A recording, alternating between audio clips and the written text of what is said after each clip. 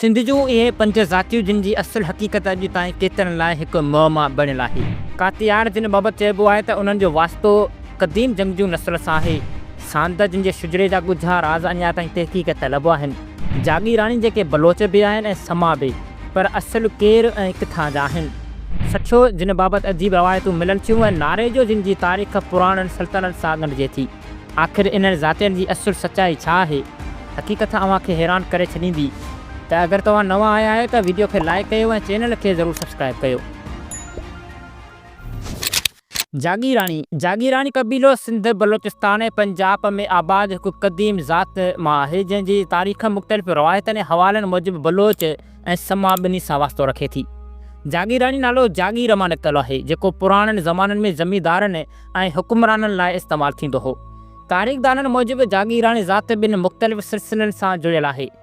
सभ खां पहिरियां बलोच रवायतनि मुताबिक़ मिर्ज़ा कलीच बेग ए सादिक अली ऐं ॿिया तारीख़दान लिखनि था त जागीरानी ज़ात असल में बलोचिस्तान जे जतक या बानज़ुई बलोच क़बीले मां निकितलु आहे, जेके वक़्त सां गॾोगॾु सिंध में अची आबाद थिया। बानज़ुई क़बीले जो ज़िक्र बलोच क़बीलनि जे तारीख़ में मिले थो, जेके ज़हरी, नसीराबाद, जाफ़राबाद ऐं ॿियनि इलाइक़नि में आबाद आहिनि। खां पोइ कुझु समा रवायतनि मुताबिक़ इंसाइक्लोपीडिया सिंधियाना मुताबिक़ जागीरानी असल में समा क़बीले जो हिकु हिसो आहे, जेको सुमरनि खां पोइ सिंध ते हुकूमत कंदड़ हिकु क़बीलो या ज़ात हुई। समा क़बीले जा केतिरा ई ज़ेली ग्रुप आहिनि, जिन में जागीरानी बि शामिल आहिनि। जागीरानी क़बीले जी मुख्य वसंदियूं सिंध में जेकबाबाद, शिकारपुर, लाड़कानो, दादू, कराची, बलोचिस्तान में नसीराबाद, जाफ़राबाद, ख़ज़दार ऐं पंजाब में राजनपुर, डेरा गाज़ी खान में आबाद आहिनि। जागीरानी ज़ात जी तारीख़ ॿहिराड़ीअ जे मुख़्तलिफ़ हवालनि मूजिबि ॿिन्ही बलोच ऐं समा क़बीलनि सां लाॻापियल रही आहे। बलोच क़बीलनि में उन जो तालुक़ु जतक ऐं बानज़ुई क़बीलनि सां मिले थो, जॾहिं त सिंधी तारीख़ मूजिबि समा क़बीलो बि जागीरानी क़बीले खे पंहिंजी हिकु शाख तौरु ॾिसे थो।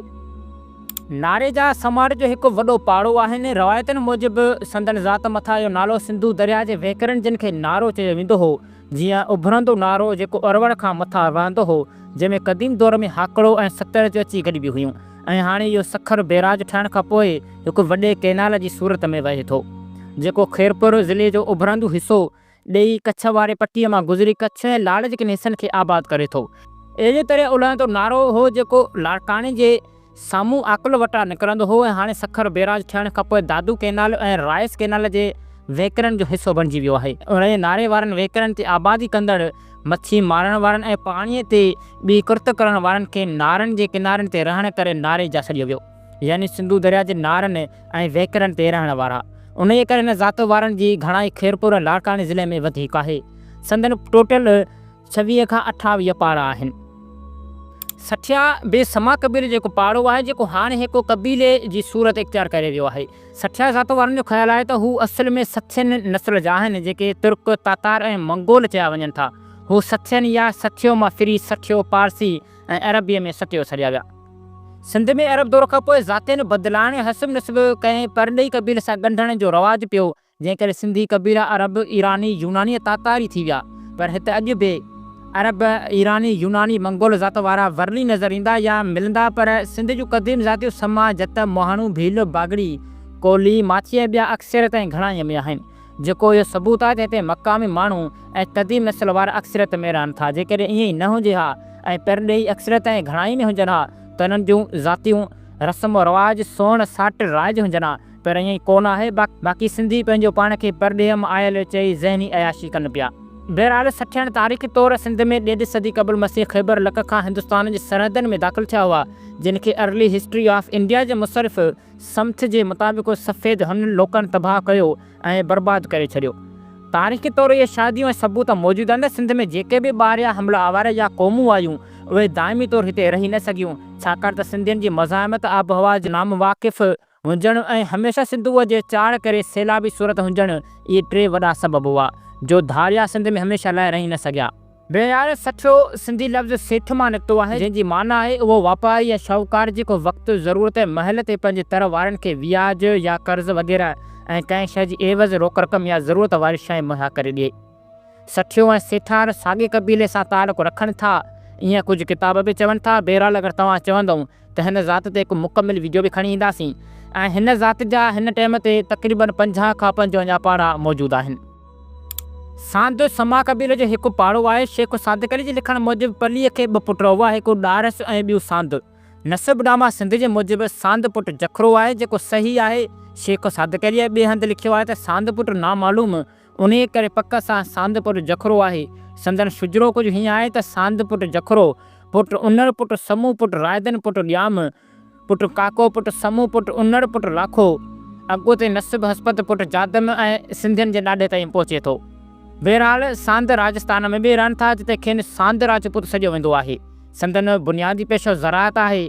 शहान गुजर जो मुसरफ़ इन ज़ात खे गुजरनि में शामिल कयो आहे। खेनि संदन सॾे थो, जंहिंमां उहा शाइदी मिले थी त सांद ज़ात सिंध जी क़दीम ज़ातनि मां हिकु आहे ऐं हिननि जा तक़रीबन 24 खां 25 पाड़ा सिंध में मौजूदु आहिनि।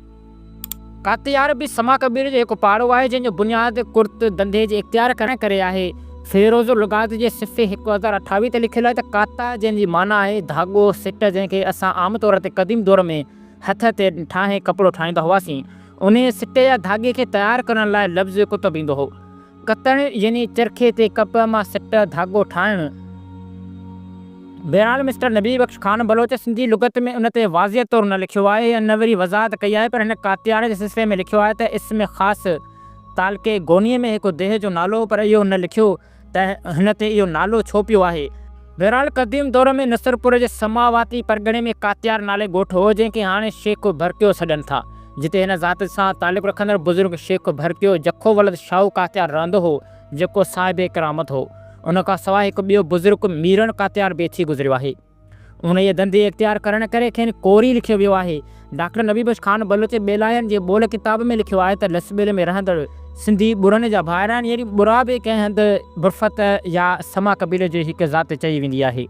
बहरहाल हिन ज़ात जा टोटल 21 खां 22 पाड़ा मौजूदु आहिनि।